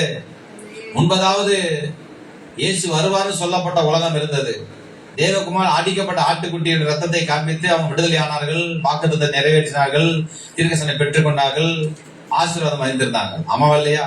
ஒரு உலகத்தில் ஒரே ஒரு ஜாதி, ஒரே ஒரு எபிரேய ஜாதி. இப்ப உலகம் எங்கும் போகணும். இந்த உலகம் என்ன உலகம்? பாவம் நிறைந்த உலகம். குறிப்பா சொல்லணும்னா இவர்களை காப்பாற்ற வந்த, ரட்சிக்க வந்த தேவகுமாரனையே ரத்தம் சிந்த வைத்த உலகம். தேவகுமாரனையே சிலுவையில் ஏற்றி கழுவில் ஏற்றி கொண்டு விட்ட உலகத்துக்கு இயேசு அறிவிக்க போகணும். கொன்ற உலகத்துக்கு இயேசு அறிவிக்க போகணும். நீங்க கொலை செய்த இயேசு யார் தெரியுமான்னு சொல்லணும் போய். எப்படி இருக்கு யோசிச்சு பாருங்களேன். கொல்லப்பட்ட இயேசுவே கொல்லப்பட்டே போய் பேசணும். ஆமென் சொல்லுங்களேன். வாக்குத்தத்த சந்ததி, தீர்க்கதரிசன சந்ததி, நியாயப்பிரமாண சந்ததிக்கு அதை நிறைவேற்றும்படியாக அதே சந்ததியிலே இயேசு பிறக்கிறார். என்ன சொல்லிட்டாரு? விசுவாசம். என்ன விசுவாசம்? ஆபிரகாம் விசுவாசம். என் சந்ததியிலே பூமியில வம்செல்லாம் ஆசீர்வதிக்கப்படும். தேவகுமாரன் வந்து பிறப்பா. இதான் அவன் சொல்லப்பட்ட வாக்குத்தத்த வசனம். மோசே கிட்ட அடிமைத்தனங்களை உடைக்கிற அந்த காரியத்துல நியாய பிரமாணத்தை தரப்போறேன், தேவகுமார் நிறைவேற்ற போகிற ஆபிரகாம் கிட்ட ஒரு சந்தையில பிறக்க போறான்னு சொல்லிட்டாரு. மோசே கிட்ட கட்டளை நிறைவேற்றுவதற்கு வரப்போறான்னு சொல்லிட்டாரு. பிறக்க போறார், வரப்போறான்னு சொன்னவர் பிறந்துட்டாரு, வந்துட்டாரு. ஆமென் சொல்லுங்க. அல்லேலூயா. இப்ப என்ன பேசுறாங்க பாருங்க. அப்போஸ்தலர் 2:22 பாருங்களேன். இஸ்ரவேலரே, நான் சொல்லும் வார்த்தைகளை கேளுங்கள். நீங்கள் அறிந்திருக்கிறபடி நசரேயனாகிய இயேசுவை கொண்டு தேவன் உங்களுக்குள்ளே பலத்த செய்கைகளையும் அற்புதங்களையும் அடையாளங்களையும் நடப்பித்து அவைகளினாலே அவரை உங்களுக்கு வெளிப்படுத்தினார். அப்படி இருந்தும் தேவன் நிர்ணயித்திருந்த ஆலோசனைப்படியையும் அவருடைய முன்னறிவின்படியே ஒப்பு கொடுக்கப்பட்ட அந்த இயேசுவை நீங்கள் பிடித்து அக்கிரமக்காரருடைய கைகளினாலே சிலுவையில் ஆணையிட்டு கொலை செய்தீர்கள். தேவன் அவருடைய மரண உபாதையில் கட்ட எழுத்து அவரை எழுப்பினார். அவர் மரணத்துல கட்டப்பட்டிருக்க கூடாது இருந்தது. அல்லேலூயா சொல்லுங்க. என்பதாக சொல்றாங்க 36 பாருங்க. ஆகையினால் நீங்கள் சிலுவையில் இறந்த அந்த இயேசுவிய தேவன் ஆண்டவரின் கிறிஸ்துவ மாற்றார் என்ற இஸ்ரவேல் குடும்பத்தார் யாவரும் நிச்சயமாய் அறிய கடவர்கள் என்றான். இதை அவர்கள் கேட்ட பொழுது இருதயத்தில் குத்தப்பட்டவர்களாகி பேதுரு மற்ற அப்போஸ்தலரை நோக்கி பார்த்து, சகோதரர் நாங்கள் என்ன செய்ய வேண்டும் என்றார்கள்.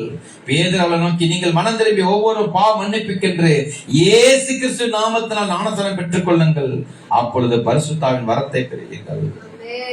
பூமியில தேவ சித்தம் செய்யணும்னா பரிசுத்த ஆவியானவர் வேண்டும். பூமியில தேவனுடைய சித்தத்தை நிறைவேற்றணும், பரிசுத்த ஆவியானவர் வேண்டும். தேவனுடைய வாக்குத்தத்தத்தை நீ பெறணுமா, வாக்குத்தத்தம் நிறைவேறணுமா, தீர்க்கதரிசனம் நிறைவேறணுமா, கர்த்தர் சொன்ன நன்மையான காரியம் வாழ்க்கை நிறைவேறணுமா, என்ன வேணும்? The Holy Spirit. அல்லேலூயா.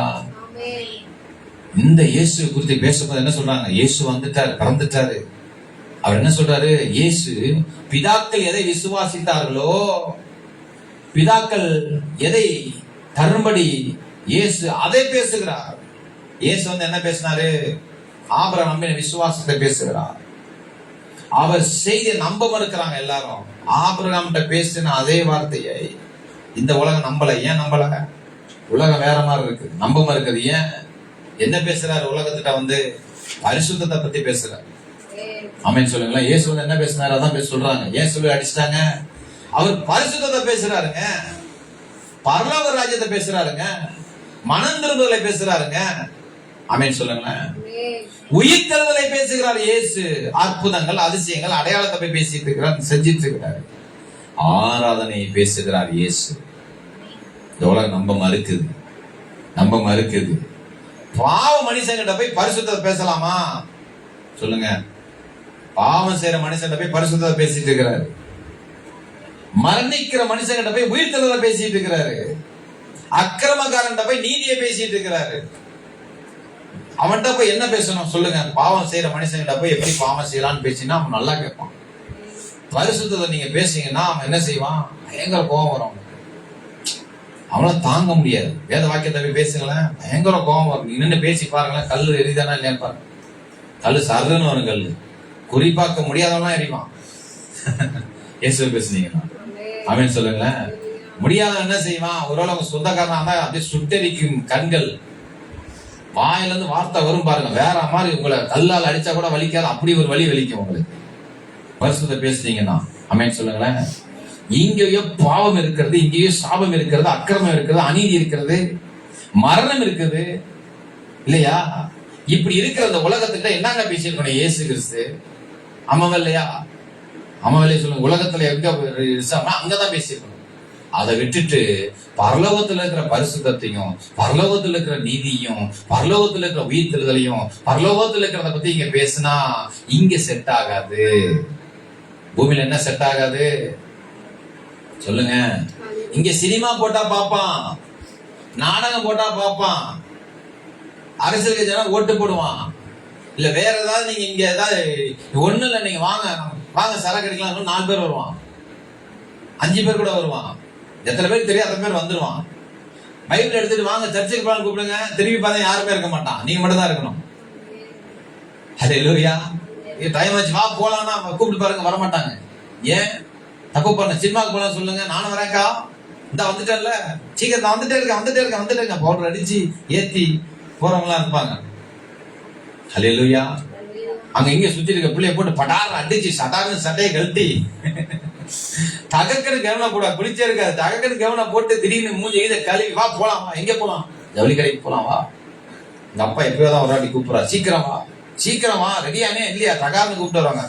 இதே அவர் உங்களை இது கூப்பிட்டாருங்களா, புள்ள குளிக்கவே இல்லைங்க, நானும் குளிக்கல, துணி பாத்தீங்களா இவ்வளவு கிடக்கு, புரியுதா உங்களுக்கு? இன்னைக்கு எங்க வீட்டுக்கு வேற யாரும் வரேன்னு சொல்லியிருக்கிறாங்க, அவங்களுக்கு எல்லாம் செய்ய வேண்டாமா, கையெழுத்துல வந்து வச்சிருக்கு, இதெல்லாம் அவங்களுக்கு தெரியுமா தெரியாதா? என்ன பேசுறீங்க நீங்க மட்டும் போங்க. பாஸ்ட் கேட்டாருன்னா கேட்க மாட்டாங்க, கேட்காம வந்துருங்க. இல்லையா? புரியுதா உங்களுக்கு? இங்க என்ன இருக்குது? இங்க நிறைய பாவம், டிராஜடி, ஆசை, பொறாமைகள், இதுல வாழ பழகிவிட்ட மனிதன் திடீர்னு பரிசுத்தல வாழ்நாங்க எப்படி வர முடியும் அவனால? அதற்கு தான் இயேசு சொல்றாரு, சிலுவையிலே அவர் அறியப்பட்டார். பேதுரு அவர்களை நோக்கி, நீங்கள் மனம் திரும்பி ஒவ்வொரு பாவ மன்னிப்பு கண்டு இயேசு கிறிஸ்து நாமத்தில் ஞானஸ்நானம் பெற்றுக் கொள்ளுங்கள், அப்பொழுது பரிசுத்தாவின் வரத்தை பெறுவீர்கள். வாக்குத்தத்தமானது உங்களுக்கும் உங்கள் பிள்ளைகளுக்கும் நம்முடைய தேவனாகிய கர்த்தர் வரவழைக்கும் தூரத்தில் யாவருக்கும் உண்டாயிருக்கு என்று சொல்லி இன்னும் அநேக வார்த்தைகளாலும் சாட்சி கூறு, மாறுபாடுள்ள சந்ததியை விட்டு விலகி உங்களை ரட்சித்துக் கொள்ளுங்கள் என்றும் புத்தி சொன்னான். அவருடைய வார்த்தை சந்தோஷமாய் ஏற்றுக்கொண்டவர்கள் அன்றைய தினம் ஞானஸ்நானம் பெற்றார்கள். ஏற்கனவே 3000 பேர் சேர்த்துக் கொள்ளப்பட்டார்கள். ஆரம்பிச்சது. ஆமென் சொல்லுங்களேன். அல்லேலூயா. அவரை தேவகுமாரன் சொன்னோன்னு சிலுவையில் அரைஞ்சிட்டாங்கப்பா. அதையே சொல்ற, அதே கதையை எடுக்கிறாங்க. அவர் கண்களுக்கு முன்னாக மனிதர்கள் மறித்தவர்கள். இப்ப ஆபிரகாம் நம்பின அந்த விசுவாச சந்ததி, நம்பின அந்த விசுவாசம் என்ன நம்பினா, பூமியுள்ள சவுல ஜாதி எனக்குள்ள ஆசீர்வதிக்கப்படும் நம்ம நம்பிக்கை இருப்ப அந்த விசுவாசம். மோசே நம்பினா பாத்தீங்கன்னா கட்டளை நிறைவேற்றுவார். இந்த 2 நிறைவேற்றுகிறாக இயேசு கிறிஸ்து சிலுவையிலே மறித்து விட்டார். அவர் கண்களுக்கு முன்னதாக மறிச்சு, இவர் என்னெல்லாம் பேசினாரோ எதுவுமே நம்பவே இல்லை அவங்க. ஏன் நம்மளாம் அது வரைக்கும் நடந்ததே கிடையாது. ஆபிரகாம் முன்னாடி ஒண்ணு காமிச்சாரு பாத்தீங்களா, நீ நான் காண்பிக்கு தேசத்துக்கு போன அவனை ஆசீர்வதிப்பேன், நீ ஆசீர்வாதம் இருப்பா. அதுக்கு முன்னாடி நடந்ததே கிடையாது. ஆனா நம்பிட்டான், நடந்துச்சு அவன் வாழ்க்கையில.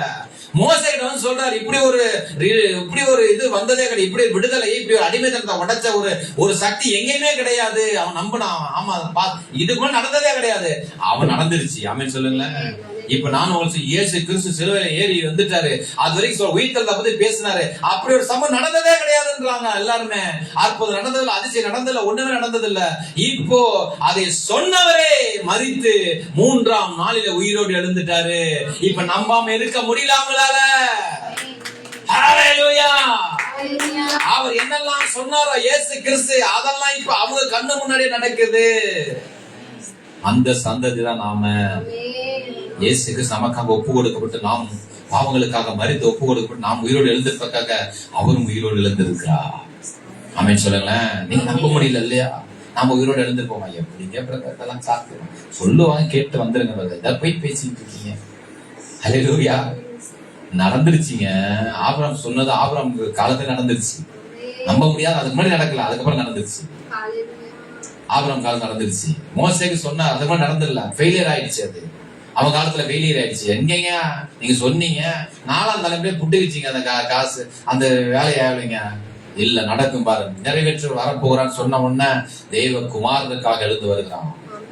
அவன் வாழ்க்கை நடந்துருச்சு. கற்பனை, கட்டளைகள், அந்த நியாய பிரமாண சந்ததி பழைய ஏற்பாடு முழுவதுமாக வந்துட்டாங்க. அல்லேலூயா. நிறைவேறுதுப்பா. எப்பா இது நிறைவேறுதுப்பா? நிறைவேறாத நினைச்சேன். பாவ மனிதன் நல்லவா, நான் எப்படி நிறைவேறு பரிசுத்தம்?